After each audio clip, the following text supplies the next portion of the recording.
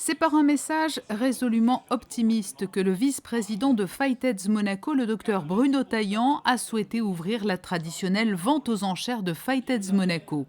Plus que jamais, l'espoir de voir un jour disparaître le VIH-Sida est permis.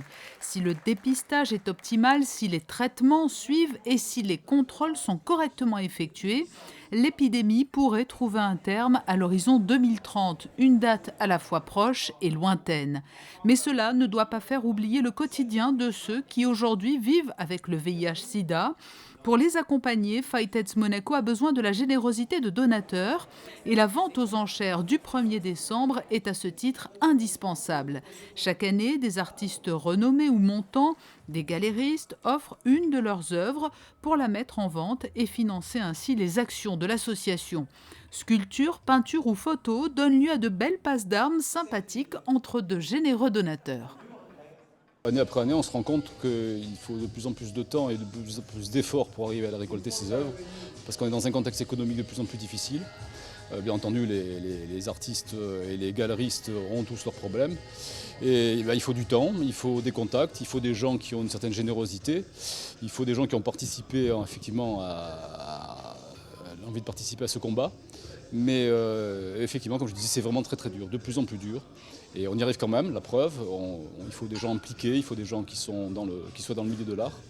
Et voilà, il faut du temps. Alors, ce qui est très amusant dans cette vente aux enchères, c'est que ce n'est pas une vente aux enchères comme les autres. Parce que parfois, les œuvres d'artistes beaucoup moins connus que d'autres s'arrachent à des prix... Justement, on espère faire école à ce niveau-là, parce que, indépendamment du contexte, c'est vrai que l'association Fighteds Monaco pourrait être un creuset d'artistes émergents.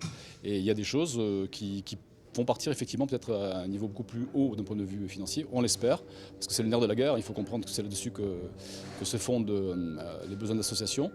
Parmi toutes ces œuvres, certaines ont vu leur prix de vente s'envoler. C'est le cas de ce tableau d'Anthony Alberti, parti à 8 000 €. Cet autoportrait de Kenzo adjugé 16 000 €.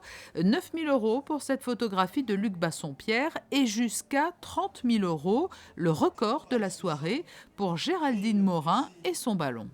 Je suis ravie de pouvoir à ma façon participer à cette magnifique association qu'a créée Stéphanie. Voilà, je suis ravie si mon œuvre, c'est une œuvre en plus qui me tient à cœur. C'est vrai que ce ballon, je l'aime particulièrement, donc je suis vraiment ravie. J'avoue que je ne réalise pas encore, je ne pensais pas du tout qu'il allait monter comme ça. Et, voilà, je suis vraiment heureuse en tout cas de pouvoir à ma façon participer. Et toutes les sommes récoltées vont aller en grande partie à la maison de vie de Carpentras, ce lieu qui offre ressourcement et bien-être à des personnes vivant avec le VIH-Sida ainsi qu'à leurs proches.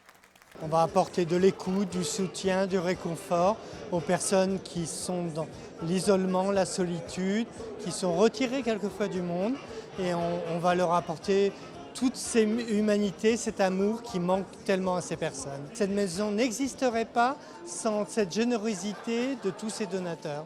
Et puis pour la petite anecdote, ce soir Didier, vous n'avez pas gagné que des sous pour la maison de vie. Non, j'ai récupéré un superbe chat qui va trôner à la maison de vie et un superbe tableau de street art qu'on va mettre au-dessus du piano blanc.